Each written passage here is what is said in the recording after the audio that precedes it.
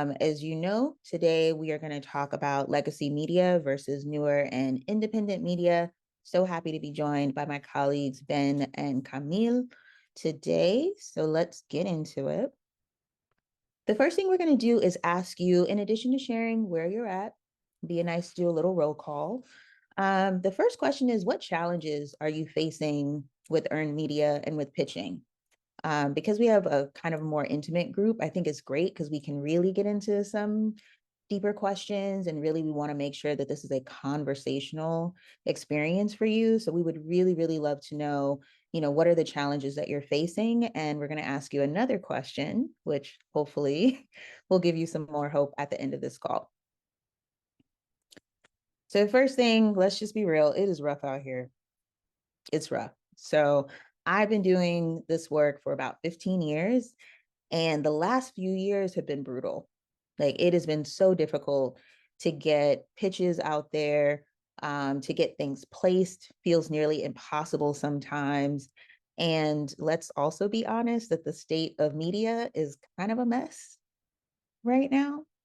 So, one of the things that we have to realize confronting the reality that we're in right now is that we have to do things differently and we have to think differently. So as much as things have changed, there's also a lot of opportunity popping up. And I think it'd be very easy for us to kind of lament about not being able to do things the way we've done them before. But with so many news outlets coming up that are newer, independent media, it has really expanded the ways in which we can get our information out there. And in addition to just kind of looking at legacy media, there are so many different types of affinity media. Social media has really removed the gatekeepers, and there are some challenges with social media, as we've seen. The algorithms are not our friends. But there still is a way that we can break through. And we see this constantly. Like right now, looking at what's happening in Palestine, social media has been integral in being able to show the reality of what's happening on the ground, which oftentimes is not reflected in things like legacy media.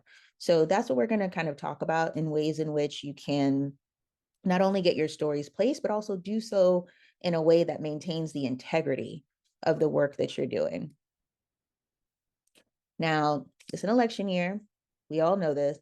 And election years are typically even more difficult to get placed in traditional media. So what do we do? How do we actually confront that in a time where it's a big election year? Not only in addition to it being an election, there are two candidates that people are just not super happy about. And they're candidates who are extremely divisive. So what do? We actually really rely on our hooks more than we ever have. So let me give you an example. So currently, one of my clients is a coalition of folks who are formerly incarcerated who have written legislation to repeal and replace the 1994 crime bill. The architect of the crime bill is Joe Biden, right? So a lot of what we've been doing is actually using the fact that it's the 30th anniversary that Biden is running for president again as a way in which to start the conversation, and just use that as the hook and lead in to talk to media about why it's so important to recognize, the 30th anniversary of the crime bill, which has led to really the era of mass incarceration that we find ourselves in. It was responsible for that super predators comment that came to haunt Hillary Clinton again in 2016. And those are the kinds of things that we want to remind the public of, and being able to use a current hook to have a conversation of what's happened in the past and how it's impacting us in the present is extremely important. We also want to make sure to connect our work to what's happening electorally. So I know a lot of the issues that you're working on, and please feel free to drop that into the chat. I think that could be super important. There are so many things that are on the line for this election, particularly around things like LGBT rights, women's rights, et cetera. We want to make sure to loop that in and connect that to what is happening in the election. So whether it's local officials in Milwaukee, Wisconsin, I know there's some Midwestern folks on the call, or in Seattle, Washington, we want to make sure to use that as a way to not only hold people accountable who are either elected and or running, but also use that as a jumping off point to talk about the issues and why it matters. We also want to make sure that we're intersectional. So being able to highlight the parallels between issues, being able to collaborate with other colleagues and show how when we talk about things like trans rights, for example, we're talking about bodily autonomy. So what are the ways in which we can connect with folks who are working on abortion rights, folks who are working on even the right to inject and use drugs? So that's like actually something that I think a lot of people are like, what? Like, wouldn't automatically kind of make those connections. But we do have to realize that when we're talking about bodily autonomy in particular, among other issues, it's an umbrella topic. And there's such opportunities for us to collaborate with folks.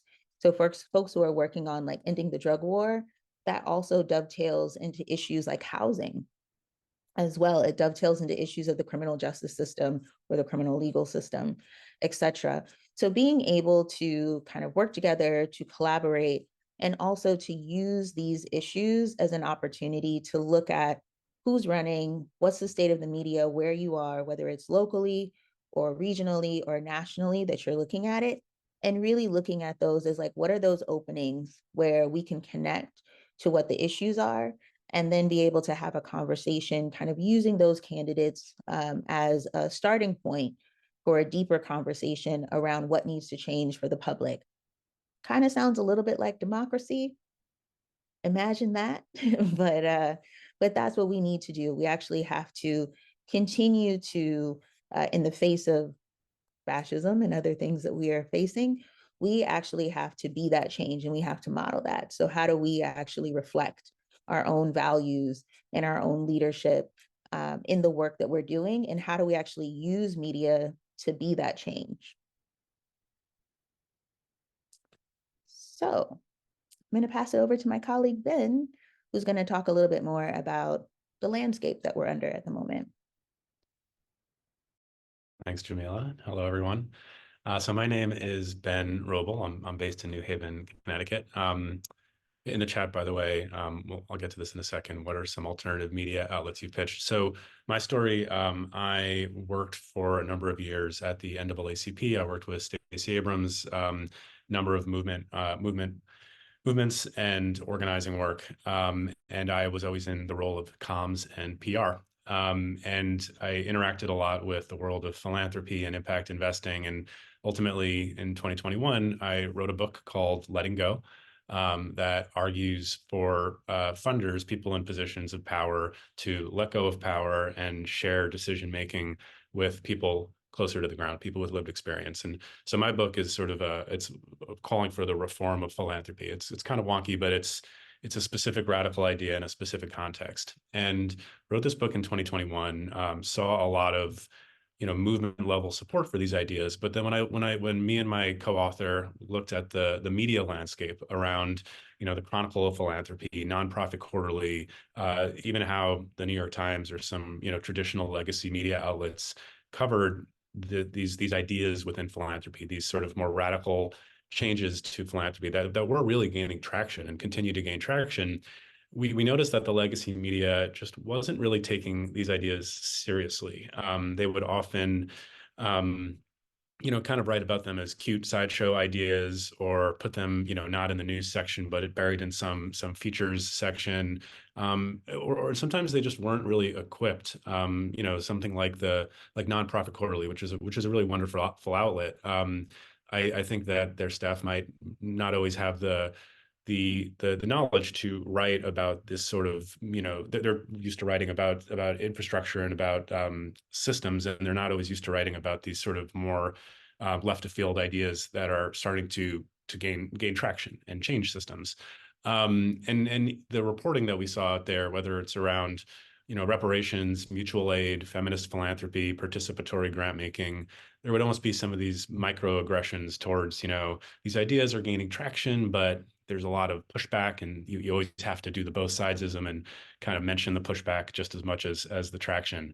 So long story short, about a year ago, I quit my job, and along with two other co-founders, we launched a magazine called Proximate Press. Happy to talk about that later.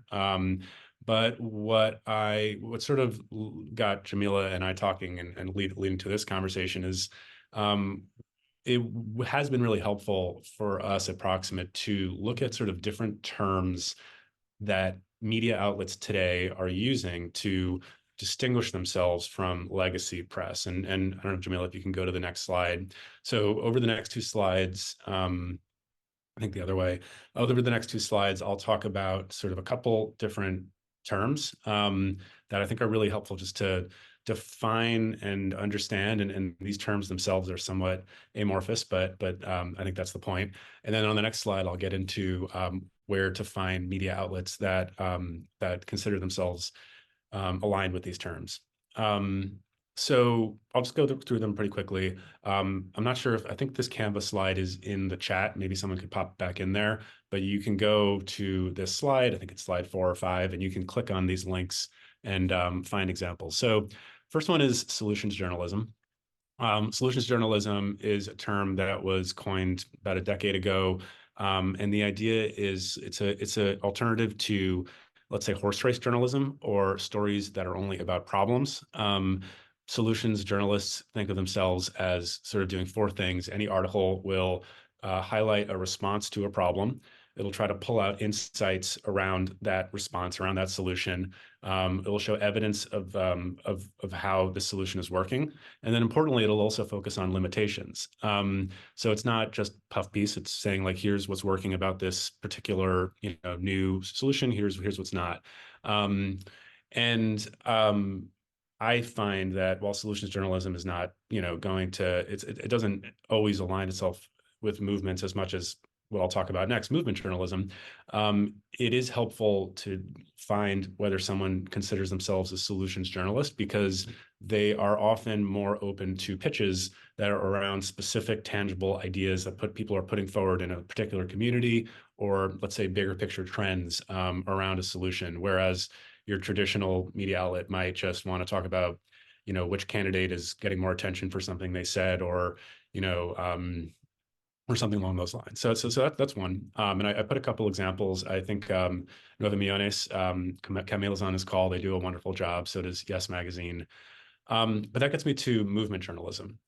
This is another term that it was introduced about 2017 by a really wonderful organization called Press On, or Project South and Press On in a report. And the idea is movement journalism is journalism in service of liberation. It doesn't mean turning journalists into soapboxes for activists, but it does mean fostering collaboration between journalists and grassroots movements. And again, it's just helpful to look at outlets that define themselves as movement journalism outlets, or journalists who say, I'm a movement journalist. An example of how Proximate has practiced movement journalism. We were approached by an organizer who is raising $100 million for to buy a piece of land in North Carolina, I believe, and create a healing justice center for activists and organizers who are burnt out.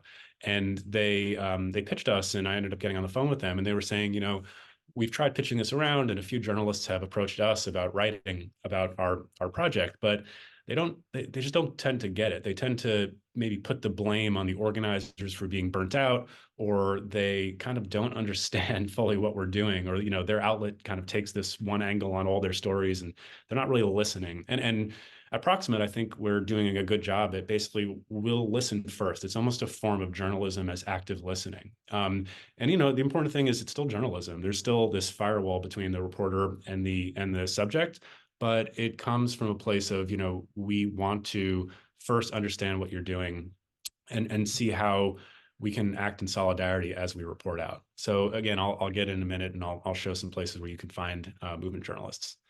Third one, BIPOC media. So when I was working for the NAACP, we interacted a lot with the Black press. These are outlets that have often been around for decades. The Afro, the Amsterdam News in New York, the Afro in Baltimore, the LA Sentinel in Los Angeles.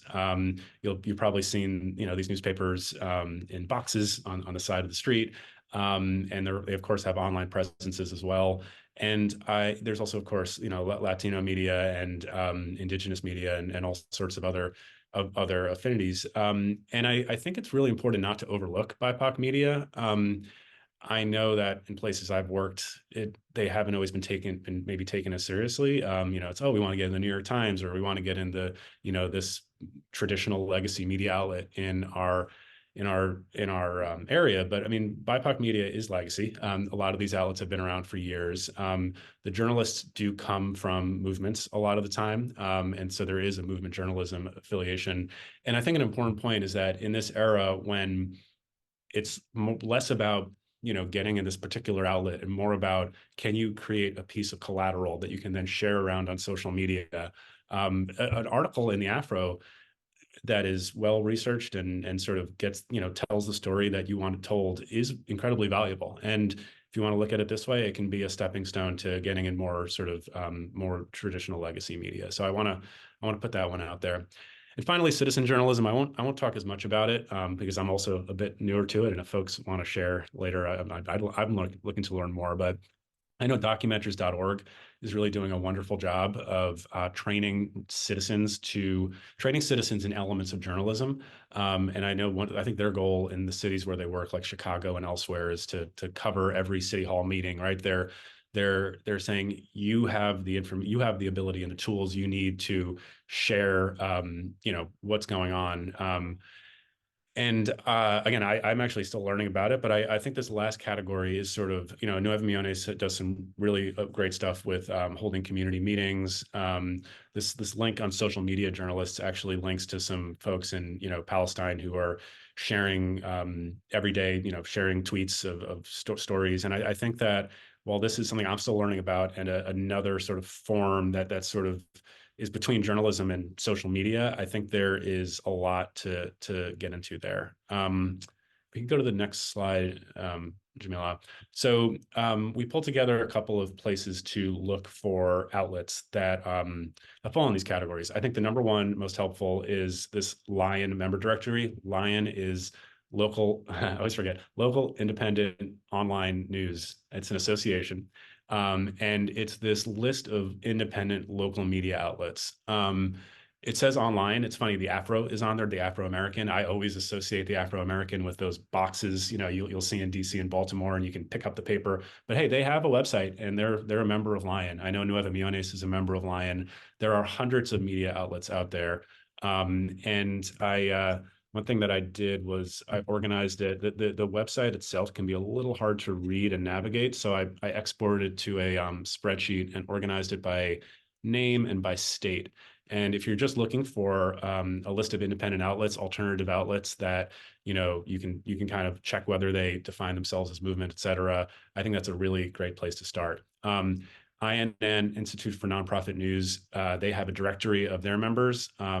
There's a mix of different outlets in there, but there's a lot of really great outlets, and you can sort by geography and theme. Again, nonprofit media outlets will be really thoughtful a lot of the time. Not always. I think there's been some controversy around right wing, but we can get into that. But there's still some really good ones out there. NNPA database is Black press media outlets. That's sorted by state.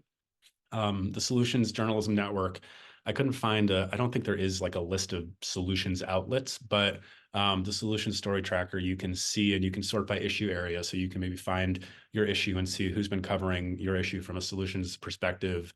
Alternative Press Center is a bit of an older list, but they are a long-running list of alternative outlets. And then finally, this Movement Journalism Report is a really helpful way. If you're based in the South, there are a lot of links to movement journalism outlets. And if you're not, it's still a really helpful way to understand movement journalism. So I'll pause there, but I'd love to dive deeper as we get more into this.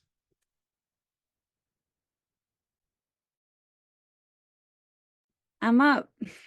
Thank you, Ben, for inviting me, and also speaking so well about Noemi. And thank you so much to all of you for being here. My name is Camille Padilla Dalmau. I am based in Puerto Rico, and I am a journalist, educator, and founder of 9 Millones, which means 9 millions in English because there's 9 million Puerto Ricans in the world, and we try to connect people who want structural change through stories about solutions. And I wanted to ask in the chat, like, when I say community journalism, what what does that mean to you? Because I think sometimes there's these buzz terms and it's good to define them, right? Especially because when a term gets buzzy, people tend to claim them. And so you can just put that in the chat. What is community journalism? For me, community journalism, I'll start with what it isn't. It isn't about helicoptering to a place, right? It isn't about going to a place that you don't really know and just, trying to take a story and then leaving and not really having a connection with the place. And when I say place, I mean people and land.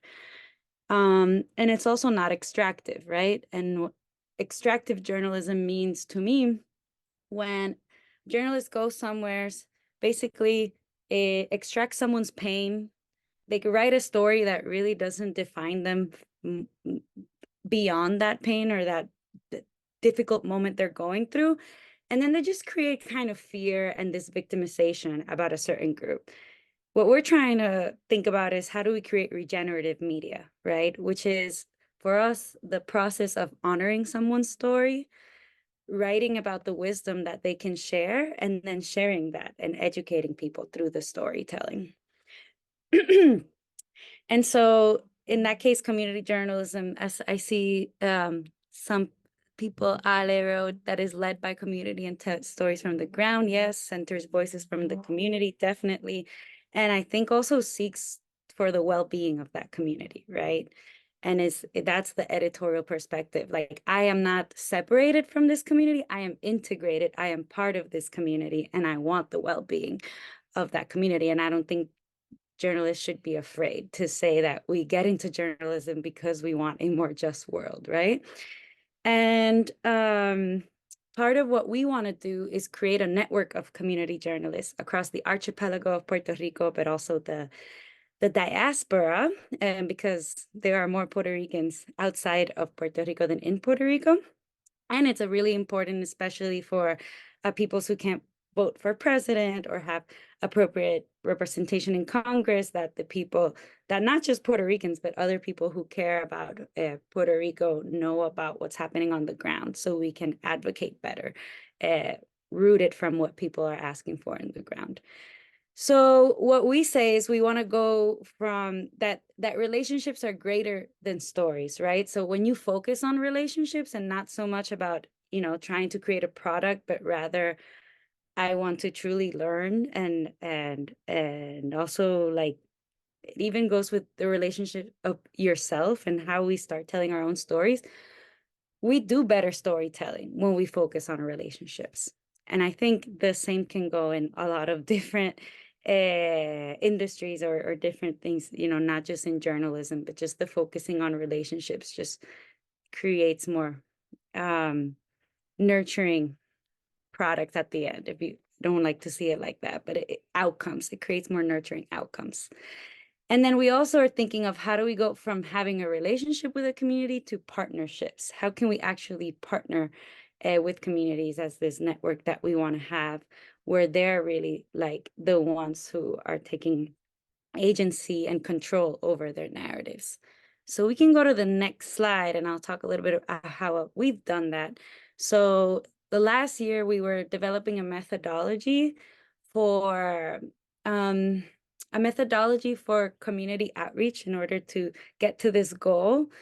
And it started, it started by really identifying what type of communities we want to talk to. In this case, we wanted to talk to people that were affected by climate crises. And obviously in Puerto Rico, we're all affected by it, but we wanted to focus on people who have had been part of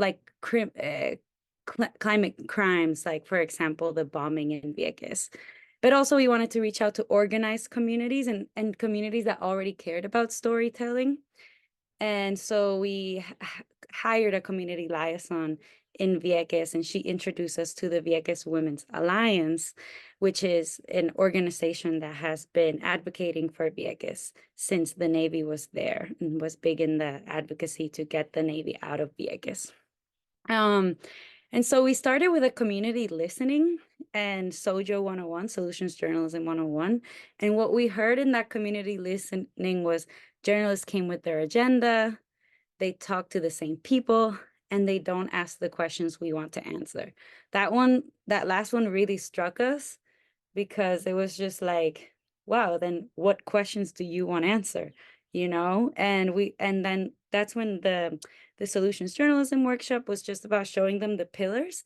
And that started to create this relationship where we're asking them to think about the solutions in their community, the problems in their communities and the solutions in their communities, and what are some of the questions that they want answered. From that workshop, we also learned that they cared about audiovisual journalism. So that was a virtual workshop. And in that audiovisual journalism, we came up with some story ideas that we're now pursuing, right? So it's kind of like co-creating with community. Eventually, I noticed that in order to create this network of community journalism, it's going to take more time because not everybody wants to be a journalist because there's like this distrust in media. So it's just going to take some time to build trust and also, build that network and find the right people. But even if we don't find a journalist there themselves, we can still make sure that the community is setting the agenda for the things we are covering. And the last thing we did was memory circles. And this is basically a way to kind of, come back to oral histories and storytelling and bring people in a circle and just talk about different topics. And I see it as a decolonizing tool, right? Because it's like, not just one person or one panel, but just really listening from the wisdom of everybody. And these are something we're doing from our outlet, but they're also strategies that could be used in advocacy to get to know more of what a community wants to advocate for or what stories they also are interested in. And if you go to an outlet and you're like, hey, like, we have these communities that want these stories told. When you have community buy-in could be a good way to pitch a story as well. So we can go to the next slide. What were the outcomes of doing this, right? So definitely stories that inspire and motivate people. Like, when you focus more on the responses and not the problems, the response from the people who are reading it is much more positive. And in a way, people are kind of burnt out by all these violent news.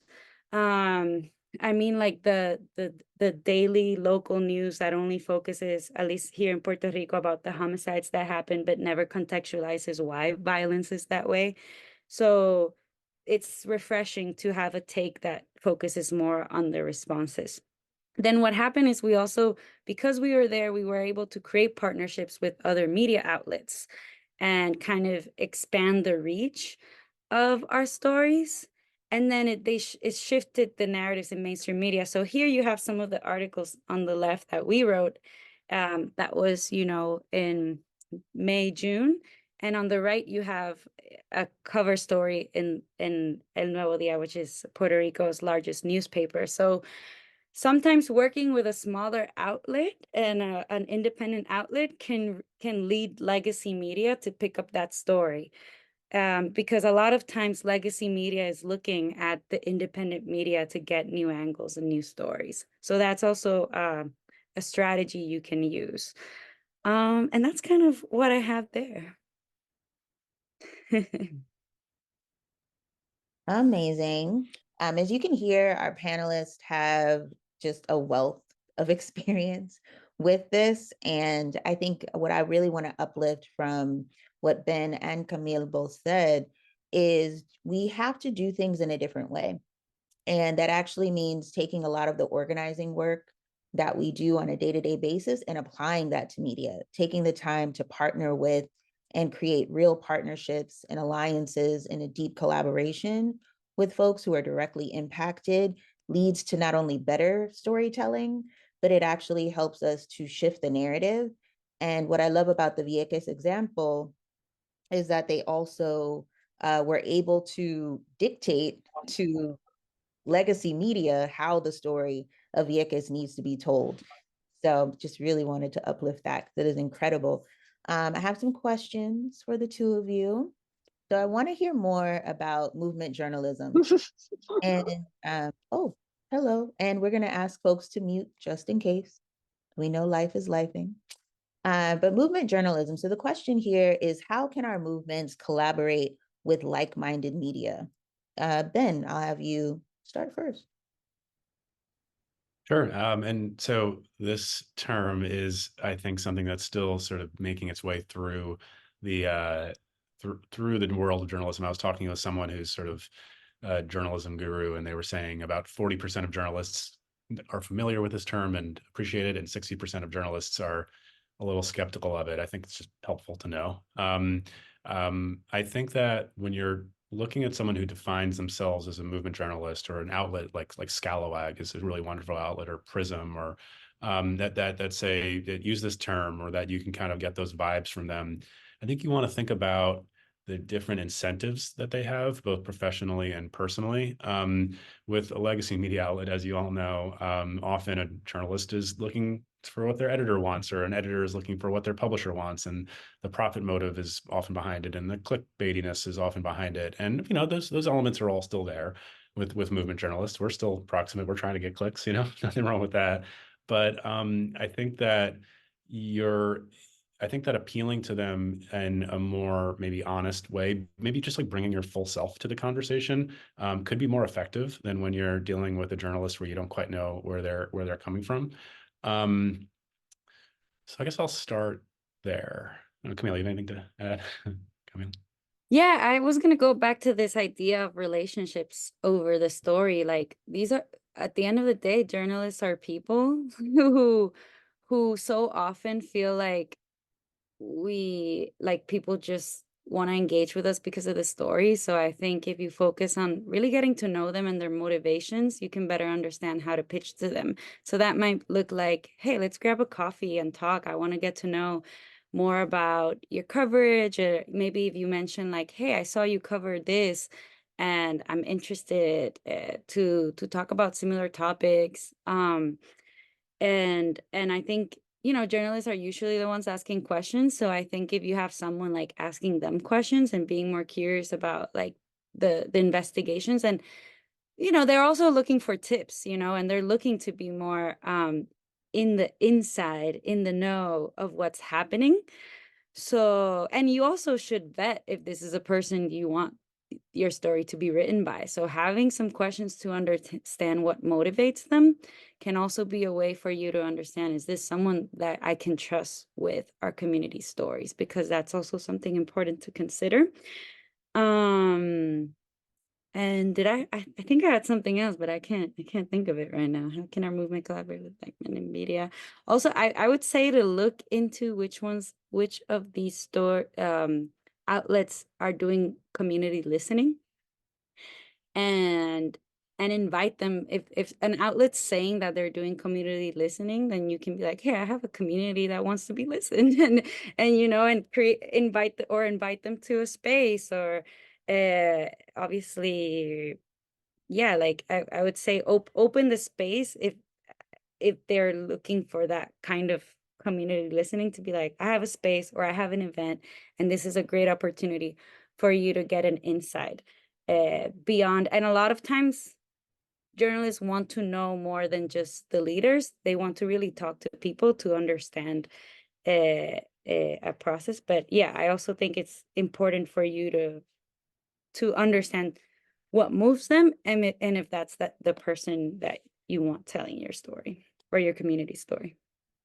Definitely. Well, Camille, I remember in a conversation we had, you talked about how journalists are moving from outlet to outlet. And I'm sure all of us have experienced that. Like, you send the email and then it bounces back.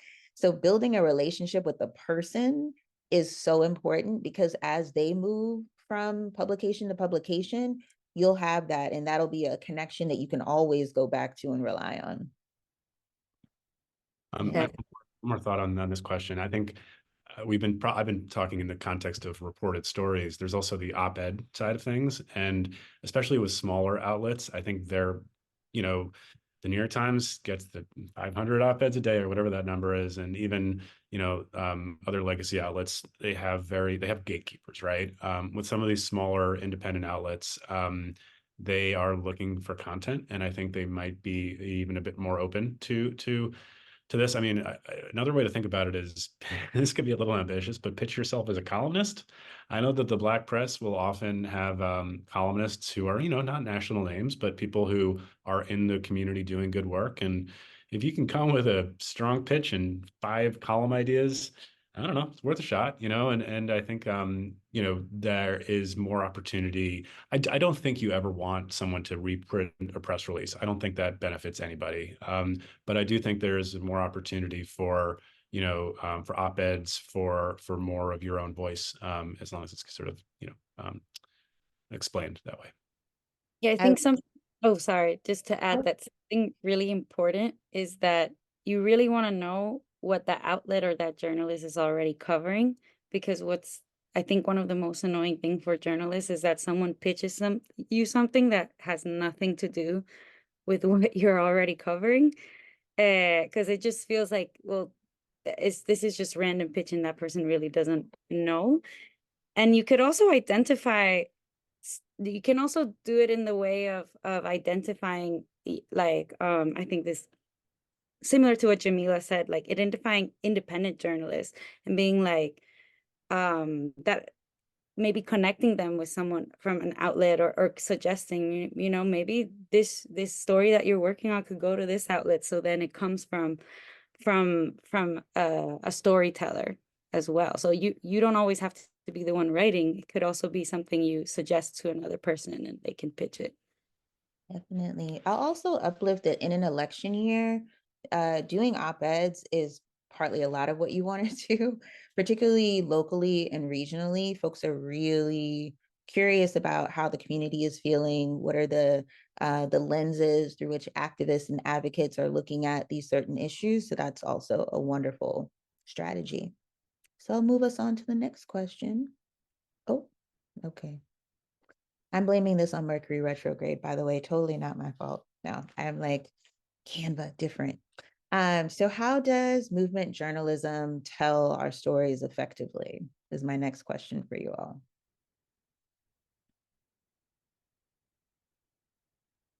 I wonder, we might have covered this. I don't know. I think we might have covered this in the last one. What do you mean with this question? Is it like, how? Yeah, I have a little more. I'm not quite sure what you're asking. Yeah, well, I think it's actually a good time to bring up that example of like right-wing media and that co-optation, Ben. So I'm sure I know you have some thoughts on that. But yeah, what happens oftentimes is, our stories can get misrepresented, or now we also have quite a lot of a push from the right we're seeing about misinformation and disinformation to really thwart our efforts as well. So, and I think a great example of this, not great example of this, is how traditional media is covering certain issues. We see this again a lot with Palestine, of what's happening right now, right? So movement journalism is, really has been created to be a space where we can accurately talk about and portray and represent our issues and issues that are coming from the people and from communities.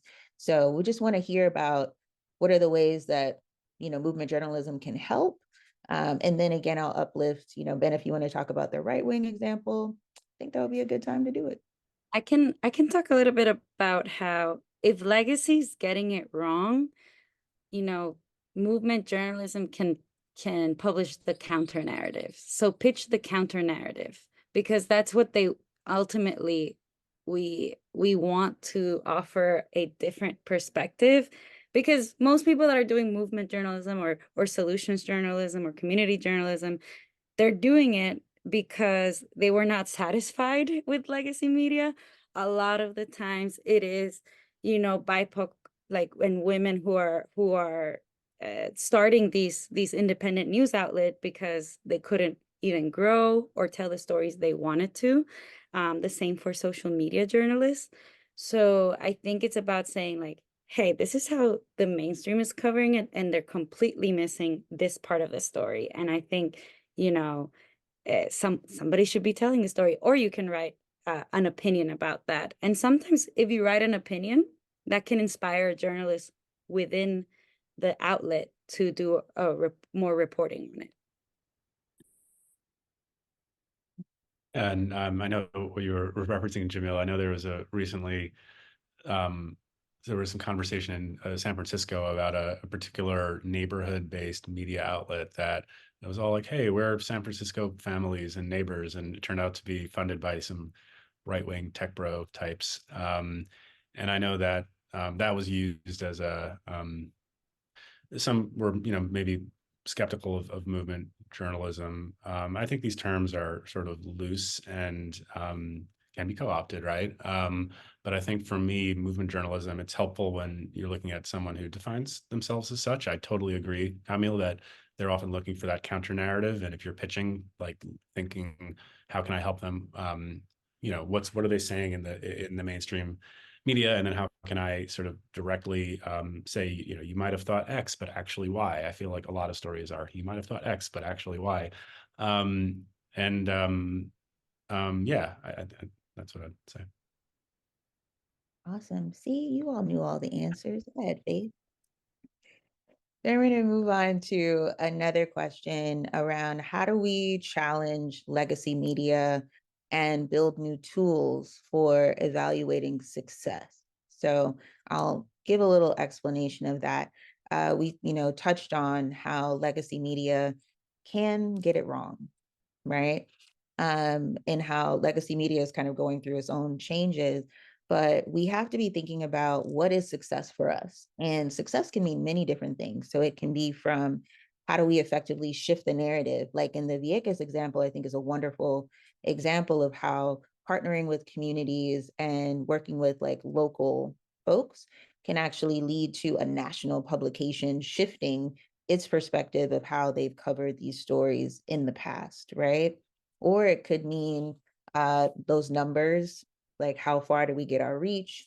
It could be from we need X amount of people to join into our movement. We particularly kept this a little bit vague because we know that there are many different measures of success, but I would love to hear each of your thoughts on like how do we actually work with legacy media to live up to what they're supposed to be doing, right? Like real investigative journalism.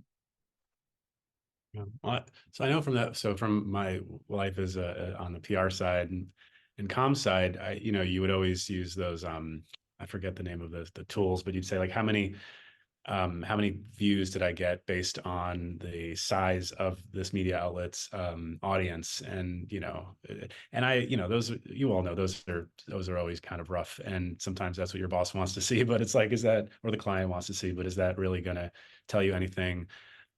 I think that, and I saw Yolanda had a comment about the attention economy, and Alexandria about Alexandria actually brought something really interesting up, which is that the Poynter Institute recently wrote that nonprofit newsrooms that have gotten a lot of funding in the past couple of years have produced really good journalism, but their audience numbers are not as large as maybe they would hope, and that's certainly true. And I think that the attention economy is a real thing. I do think that if you are, you're all coming from different contexts, but if you're working for a nonprofit or a candidate or just a group of activists, you know how it really works. When you get a story, you have a piece of collateral, and you get that out to as many people as you can in your network and in your extended network. And yeah, it was a different story when there was more of a monoculture, and people would really pick up and read the newspaper, and you'd have your swing voters, if that was ever really a thing, right? And they would maybe be convinced by an op-ed. But I think what we're really dealing with, and have been for quite a while, is your audience, your network, and once you have a good piece of media, a good story that you think is representing your point well, it's your job to get it out there. And that, I know, has changed from how I used to think about my job 10 years ago. And so that was my point about, getting an article in the Afro-American say, I think that brings a lot of credibility. And to then push that out through your WhatsApp channels, through Slacks that you're part of, through LinkedIn groups, through, I'm probably showing my bias of where I go through, but I'm sure you all have different network sources. That is how you should be thinking about success. The realistic, how are you tapping your networks, and asking folks to promote it after the fact, as opposed to using some generic audience number as an evaluation tool. Yeah, I think legacy media tends to care more about traction. So one thing is to, if you do something in your own, like, it's almost like being your own media and getting more traction, that's gonna help bigger outlets to get interested in it. And I also, sometimes when I think of legacy media, I think more of like newspapers, but I think radio is really important. And there's a lot of good like community radios that, it offers more space to have a conversation. Also podcasting, if there's any local podcast, or TV. So, thinking beyond the newspapers. I'm also thinking about challenging this by spreading information in physical ways. What are places that you can go to and print things out, or having conversations, um and and and asking, and almost like getting people also to ask for this type of coverage. If you have enough people, like, that can be part of it too, like, that more than one person is demanding the legacy to, hey, pay attention to this, and you get multiple tips, and you're like, there's a community here that wants to listen to the story, so they'll be more inspired to, okay, there's an audience here, there's people who want to read this or hear this. Then I think this touches on what Ben was saying about distribution. So if, and a little bit of Alexandria's question, once the story is published, then it's like, okay, what newsletters can I get it in? What text, like, who do I know that I can text it to? In Puerto Rico, we would have to WhatsApp all the groups that we're in. And also show to other outlets, but ultimately, show it to policymakers, because that's the whole point of journalism, to shift create these structural changes, and the articles become a tool that you can bring to policymakers, or public hearings, and talk about, hey, this is what's being reported on, right? Yeah. I used to, sorry, people, when I worked for the clients would say, hey, I want 5 or 6 or 7 stories. And I would say, how about like 2 stories? One that's reported, one that's like a profile, and then just take those and go wild with them. So that was some might disagree. That was my philosophy. Work smart, not hard. Everybody said they're a little tired. I mean, that's real. But I also want to kind of pull, because you all said so many things that were so rich. So I want to pull some pieces out of evaluating success on your own terms. And I think that's a fight that all our communications folks are facing, is in an attention economy where, like, views, numbers, engagement, etc. But really looking at what's actually going to move the needle. So, like, did that story that gets placed, when you put it in front of a representative, is that actually going to get the policy to change and to move? That's more impactful than if you got 1 million views on something. And then also creating your own media, super important. I would be remiss. I am literally next to Ferguson, Missouri. There was a no-fly zone imposed upon Ferguson after the Mike Brown uprisings. And it was only because of Twitter and activists posting on Twitter that got the media to Ferguson, Missouri to cover it.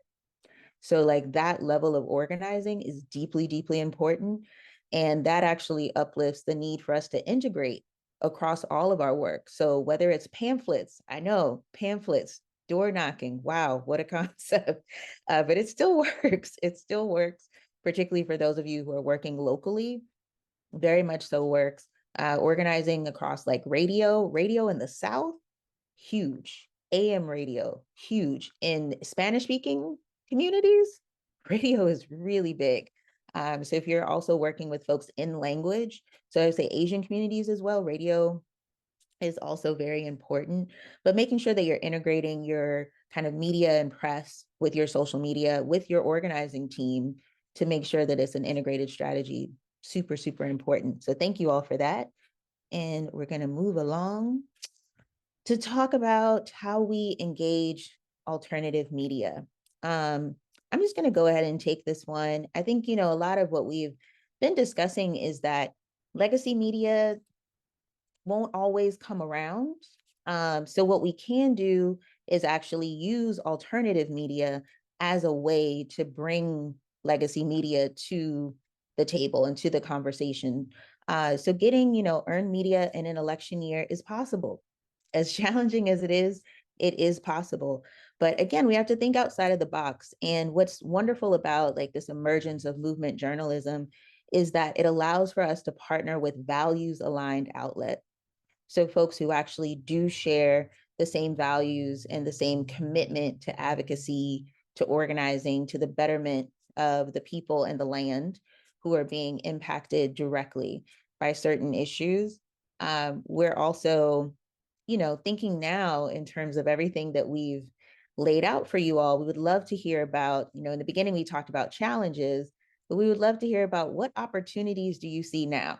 Like now that we've kind of laid out some of the solutions that are available to us, are you feeling hopeful? We hope so.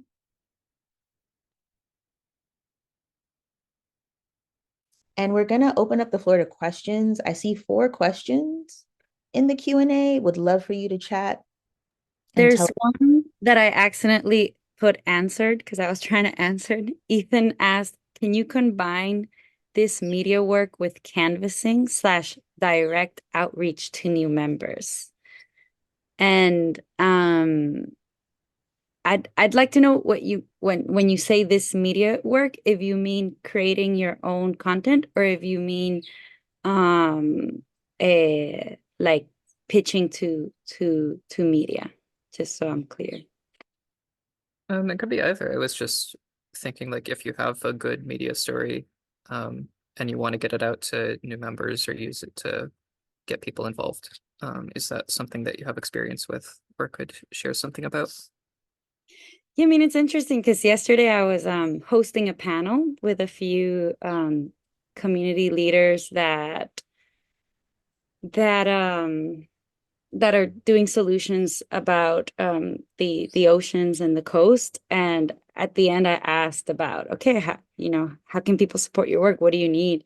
And one of them took the opportunity to be like, oh, we need volunteers, So also doing like in-person events is, I think definitely in general, yes, like you can combine the media work with canvassing and getting more outreach to new members. But what I thought when I saw this question is also, what if in your canvassing, you also include like some sort of like, I think like, what if you recorded people's answer of certain questions, not only to get to know them better, but also to maybe include that in your own creation of content. So I would say thinking sometimes of before talking to someone about a certain problem, like asking some questions that can help also you yourself create your own content, because that could also bring attention of other outlets if they're like, oh, this is what some people are saying and they didn't know, and you can kind of like amplify the voices in your community. I'm also seeing Lydia's comment here. Sounds like a good opportunity to support boots on the ground organizers to become citizen journalists. I think that's a really great idea. You have volunteers who want to help and they have hours to devote. This idea of, again, citizen journalism, if anyone has like a lot of insight on it, I'd love to speak, feel free to speak up. I'd love to learn more about it myself. But my understanding is it's a way for any citizen to get a little bit of training and then sort of get that imprimatur of being a journalist and get a platform and get essentially published somewhere. I'm not sure if it's always under their name or if it's sometimes under the outlet's name, but that is a great idea. If you have again, maybe not new folks, but if you have an existing membership base and volunteer base, finding out if there are citizen journalism opportunities in your area, and seeing if you can seed some new journalists. I think that's really smart. And I'll also add, your canvassers are communicators. So we really do have to realize, like, they are on the front lines of the messaging that you're putting out there. And they are on the front lines of helping you shift the narrative, because they are interfacing with the folks day to day. So first, really starting with making sure that they're super clear on the messaging, absolutely giving them the tools to be citizen journalists. I love the idea of recording people with people's permission. Make sure we get that. So with people's permission, you can put that on social media. When you're pitching to outlets, you can actually like take a video compilation, right? And use that as a part of your pitch. Like, here's what people are saying about this. This is why it's important that you cover this issue. So there's so many different ways to do it. I am like, this is all I do in my work, is like, how do we integrate strategies, right? And that's super important, like making sure that all of the work that we do, that all of the parts and departments in our organizations are talking to each other and collaborating is really key. So I love this question. Thank you so much for asking it, because we really do have to be working together. And unfortunately, my experience in nonprofit has been oftentimes comms people are siloed, and we're actually not talking to organizers enough. And I would say that's one of the big key things that we want to promote here, is that communications work is organizing work, it's advocacy work, and we have to really be thinking about our work this way. And the reason we've had, a 9 millones and Proximate pop up is a response to that, like to want to see more activism in that true spirit of where journalism was created, as Camille said, to change, to like make change, to shift the world. So yeah, thank you for that. That was awesome. Also, shout out to my panelists for answering questions. Get panelists like myself, right? Anyway, so I'm going to ask some of the questions that are open here. So I'm going to start at the top. And we have one question about, we struggle sometimes with trying to get our messaging out to as many people as possible and trying to change minds of the mainstream, which leads us to try for mainstream publications. And sometimes we worry that alternative media is preaching to the choir. How should we grapple with the above concern? I have a lot of thoughts on that. So I'm going to start, if you don't mind. I'm going to jump in. Tag me in. So the first thing I'm going to ask you is, what is the degree of audience segmentation that you're doing? Because if you have to identify your audience between who are your supporters, who are the persuadable audiences, and then who are the audiences that are like never going to agree with your issue. And I think sometimes we make the mistake of wanting to message to people who are like never going to agree with us, right? So that, like, once you really identify what are your persuadable audiences, then you want to do some research on those audiences and find out what are the publications and what are the places where they receive information. And once you've identified those places, because that could be on WhatsApp. So I can tell you, as a Panamanian person who literally has family WhatsApp chats in English, Spanish, and Jamaican patois, that the aunties are on WhatsApp, right? Like, that is where they are getting their information. So you need to know if that's where you need to be, or whether you need to be in a Facebook group, right? Or whether it's the Washington Post that they read every day, or whether it's, their local, like the Afro-American, another great example.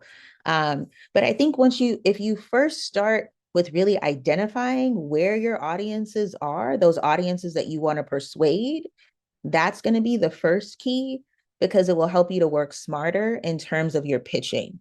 But like, once you do that, take that time to do that research, that's going to open up the world to you. And also, it's what Ben said, using the folks who are on your side and using like media that is going to help you get other media is super, super important. So you would be shocked the degree to which you post something in an Afro-American or in them.us is a amazing publication, an LGBT plus publication. And those like stories often get picked up by like an LA Times or another publication. So yeah, sorry. Thank you all for allowing me to respond. one of the things I care about. Do you all have anything you want to add onto that question? I think my answer is what we already said, that and what you already said, so we're good. Awesome. Okay. So we have another question from Alexandria. Thank you. It seems like there was a moment when focus on community became more important for legacy media and funders. Now it seems like the pendulum is swinging. Pointer Institute recently published, we talked about this, how nonprofit newsrooms is good journalism, but sparse audiences, a recipe for irrelevance. Is this something we want to talk more about? So we touched on it a little bit of how, we have great journalism coming out of these smaller publications, but how do we actually, now that if we have more information on citizen journalism networks and supports, she says that would be very helpful. What I can say is Ben has put amazing information out there for everyone, and you're going to get the PDF as a result of this training. So you'll be able to go through all of the links, and you should also have access to the Canva. So all of those databases are there for you. So like that's already been provided. But I would love to hear Ben and Camille, if you have like additional thoughts on, just that pendulum swing, and what do we do knowing that these audiences tend to be smaller, even though they're getting it right. Yeah, no, I mean, and this is, yeah, it's really always fun to think about the media funders, right? That's that like meta conversation, and media funders definitely have this press forward initiative as, if you've heard anything about it, it's a bit, some are criticizing it as encouraging this helicopter extractive journalism, although the money is welcome. Yeah, I mean, I think we've spoken to, it is a real challenge that these audiences are not going to be as large. I think that the audiences are not as large at legacy outlets as they once were either. But again, when I have a good piece of content, a good article that's been written about my organization, I will find who are the top 15 people who are willing to share this on social media, or what is that one ask I can make for the top 15, 20 people, and maybe that ask is send it to 3 people. And that's, it's not the sexiest, it's not the, it can be like pulling teeth, but sometimes if you're just trying to get the word out, your network is the best thing you have. Yeah.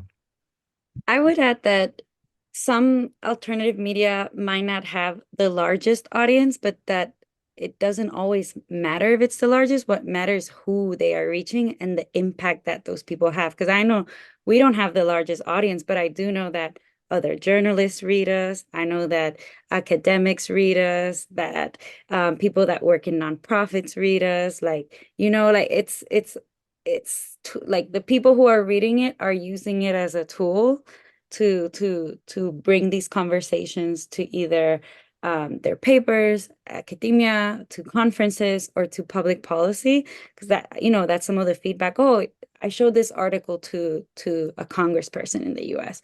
Well, that's the kind of impact I want. So I think it's what matters most is understanding even not the size of the audience, but the type of people that are reading it, and if they're going to have your desired outcome.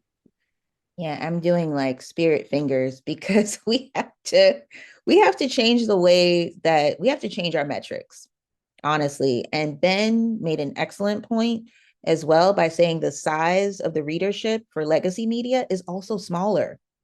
And people love to forget that. Like folks are not reading a New York Times every day like they used to. So exactly what Camille said, like you have to look at who is it reaching and what is the impact. Like, are you hitting your target audiences? That's the key. Because those, like, are you hitting the folks who actually have the power to change, to make the change? So yeah, we need to have a rad session about metrics. Fun times. So I'm going to move on to the next question. I love this question because it's about the WhatsApp aunties. How do we challenge information overload in the era of WhatsApp? I can jump in. I have some ideas. So one thing is, I think people are craving connection. So you can use something that has been written as a point to start a dialogue. So, instead of maybe only just thinking of sharing this article, it's also like, hey, we're gonna get together and talk about this. So that would be one way to just integrate the information in settings that are more social.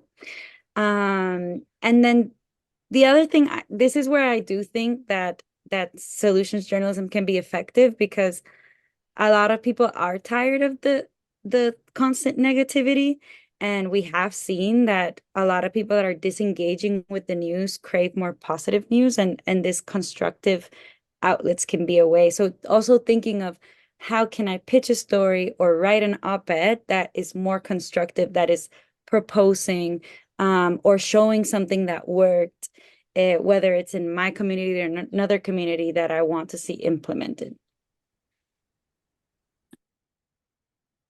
Well said. I don't have anything to add. No notes. Love that. Thank you so much. I have no notes as well. I was like, I know you're on WhatsApp every day, Camille. I get it. So we're gonna move on to Nazia's second question, and please let me know if I'm mispronouncing anyone's name. That has also been the struggle of my life, so I want to make sure that I get it right. The next question is, how do we hold legacy media accountable when they are falling short of their journalist standards?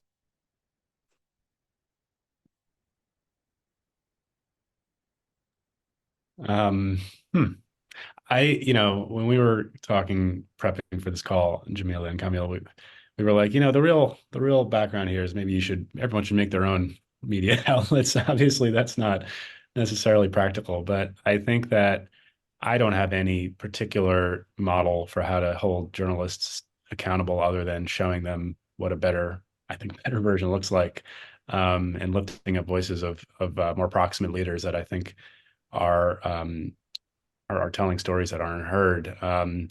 Legacy media is accountable to who they're accountable to, and unfortunately, that's not necessarily communities. I do think that if, for those on this call, if anyone feels inspired and wants to chat about, what does it take to start your own thing, it's not a small endeavor, but I do think that if you're thinking in the next 10 years, 20 years, this is how I think about philanthropy, which is, kind of the field I think a lot about.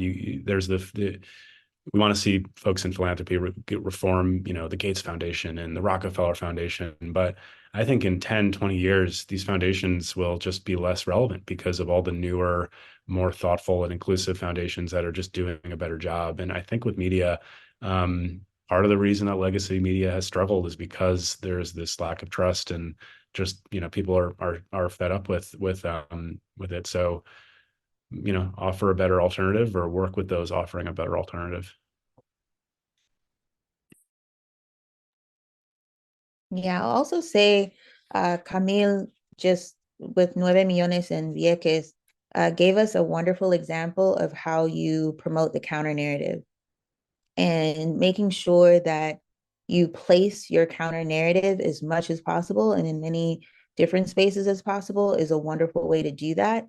I think our true work is to make the counter narrative the dominant narrative. And, we also have to keep that in mind. And that's what holds media accountable. I'll also uplift things like, does anyone remember the I Word campaign, where the immigrant rights or groups got together to get legacy media to drop using the word illegal to refer to folks who are undocumented? Doing our own advocacy and work is really important. So I would check out Race Forward has a write-up about the Drop the I Word campaign, and I highly recommend taking a look at that as a way to hold legacy media accountable on certain things. And I think in many ways we need to bring that back, because I'm seeing that term start to creep in again. It's very concerning. But yeah, taking the time to do that. Part of our work is also to educate media. That's really what we're doing when we're writing a press release, when we're talking to journalists, we're telling them this is how you should cover the story. So leaning more into that and embracing that, I think, is important. We have about 15 minutes left. So I think it would be good to kind of take these final questions and if folks, we are around, so folks should feel free to reach out to us. We'd be happy to kind of continue these conversations and chat more. So thank you all for your thoughtful questions. These are really, really wonderful, and please keep them coming. So I'm actually gonna combine these next two. I believe your name is pronounced Yawande or Yawande. Please correct me again. I'm super happy to do that. Yes, thank you. It's Yawande. Yeah, oh, see, look at that. Got it. Thank you so much. So you asked the question, or the full question, I'll read that. So are there some other well-known successful examples or compelling case studies where these community-driven strategies netted some great gains in either alternative or legacy media? You want to share these solutions and community-driven approach with your colleagues, and know that examples of good models can be really, really helpful. Does anyone have any other examples? I'm gonna put that to my colleagues first before I uplift. Yeah, oh, go ahead, Ben. I was going to say how you go for it. You go, Camille. I was just gonna say that I was thinking when you mentioned holding media accountable, I thought that there's a feminist newspaper here, Todas, which they were also writing about La Alianza, and we actually partner with them to write about La Alianza. So I think that's important. It's like multiple independent outlets writing about this, not just one. But they wrote this guide about how to report about violence against women, and they did it with other organizations. So it was like, a kind of coalition doing a guide that helps, more legacy media with how to use language. So that's one thing that can happen to hold legacy media accountable. In terms of examples, I would have to check in more of that, but I do want to say that I think Ben and I are both solutions trainers. So, I'd be happy to talk more about solutions journalism in that framework to anybody who's interested. Excuse me, Camille, would you mind putting the name of that organization? I heard Toto, but I couldn't hear the rest of it, and I don't want to get it wrong to look it up later. Yeah, I was just actually going to say it's a great question, and I wish I had a better answer. A lot of the reports on these types of journalism are aimed at other journalists, and so the success tends to be framed in terms of like sustainability of business model. I definitely send me a message on LinkedIn. I can shoot you a couple examples of how proximate articles were used, at least. All right, I see we're making deeper connections, which we love. And I think part of the challenge is that we have not documented to the degree that we need to when these things work, and to give us a lot of grace. I think we are all so busy doing the work that sometimes taking the time to do the evaluations is super difficult. But that's actually what RAD sessions is for. So we have these times to share and dig deeper with each other. I would also, again, like refer you back to like Race Forward. I think has done a good job in terms of like evaluations and talking about like things that have worked. But definitely build bridges, dig deeper with my colleagues here, be able to work that out. And so I will ask our last question. I want to kind of go through the chat at the end and see if Ariana has any housekeeping that she used to do at the end of this call. But thank you, Pete, for your question. So Pete has a question about influencers and how do we see them in the midst of journalism and the media landscape? Do we know any examples of trying to cultivate, coordinate, and maybe even train folks who know how to communicate and have a following to bring them into stronger accountability and information? I feel like I'm a question behind, but Ben reminded me of that during COVID, we also saw this like shift in narrative. We kind of focused on solutions of what was working, and we also saw a lot of outlets like picking up this narrative. So we've seen it multiple times, and I think, Jamila, you're right. We need to do a better job recording it and creating case studies about that. Yeah, in terms of influencers, that's I think it's important, like there are journalists that use the tactics of influencers, and then there are influencers that can do journalism, you know?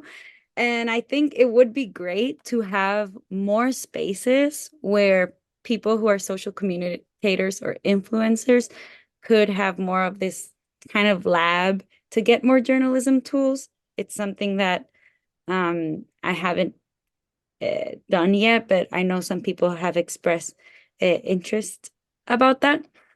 So it's a great idea, but I don't have like all the answers there. Yeah, I think it strikes me that there's this imprimatur, I don't know if that's the best word, but this idea of like you're already an influencer, you already have an audience, but are you considered a journalist? And the answer is no, unless you are writing for a media outlet. I loved the idea of getting folks trained up in citizen journalism. I think that's a really smart idea. I'll repeat that idea of pitch someone as a columnist. You never know, it might actually work. And as far as like op-eds, there's always that piece of it. I'm sure you all are already thinking about that, but the op-ed project is really wonderful. There might be some others as well that train people on how to write op-eds, and that could be a tool in their toolbox. For sure. I'll also add, because I've done some influencer marketing in my day and working with folks, I do think it is a wonderful way to get eyes on an issue. But I also think you have to know the influencer you're working with, right? So one thing, I think it is important to not discredit influencers, because there's a ton of people who you wouldn't expect who are deeply passionate about these issues. So, we've worked with an actor recently, Kendrick Sampson, who is Nathan on Insecure, for you Insecure HBO fans.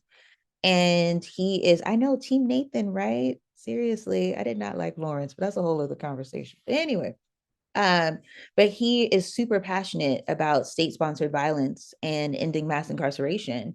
And we were able to reach out to him. He has an organization called Build Power. And we've been working with them for about 2 years and started with an Instagram Live series. So using that as a way to just reach out to different audiences and to reach out to folks who might just be there because they were Nathan from Insecure fans, or might just be there because they think he's cute and they watched a movie on Amazon Prime that he was in. But you really never know kind of how you can convert people. And I think that actually goes back to the person who asked about reaching new audiences or reaching, audiences that are persuadable. Influencers are a great way to do that, because you'll actually like start to engage with folks who you normally wouldn't interface with. Strangely, another person from Insecure that's coming to mind is Amanda Seales has been doing a lot around Palestine.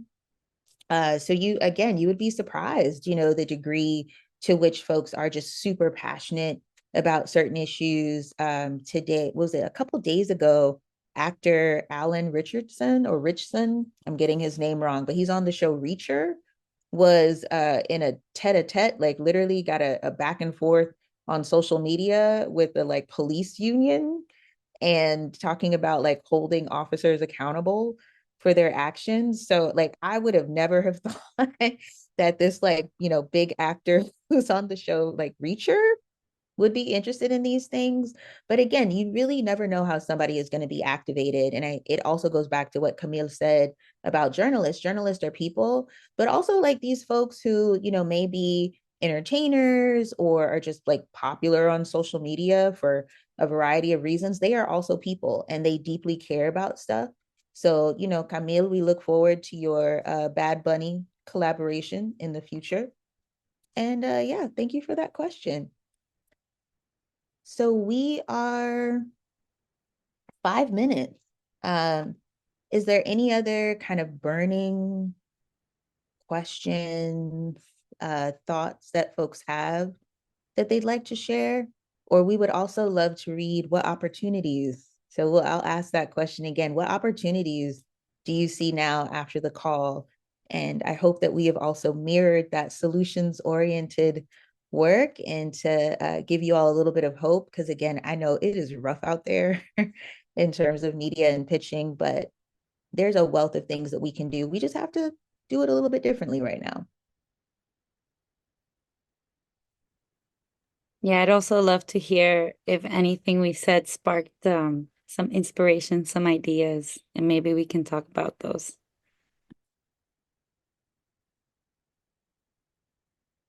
And our RadComs comrades are reminding you to take a survey. So let us know how we did. But also you can say that you want more of these conversations as well. Just saying.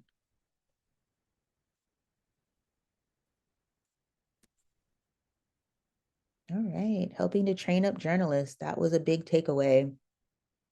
Wonderful. Okay, I'm just looking through. Well, I think if that is the case, we can re-gift you maybe 3 minutes of your day back. So thank you all so much for participating. It's really been such an honor for us to gather together and to share this. I hope it has been useful and additive and cathartic in many ways. But again, I will say, like, my colleagues and I, we're easy to find across the internet. We would love to connect and talk more about these issues. And best of luck to everyone. Happy pitching.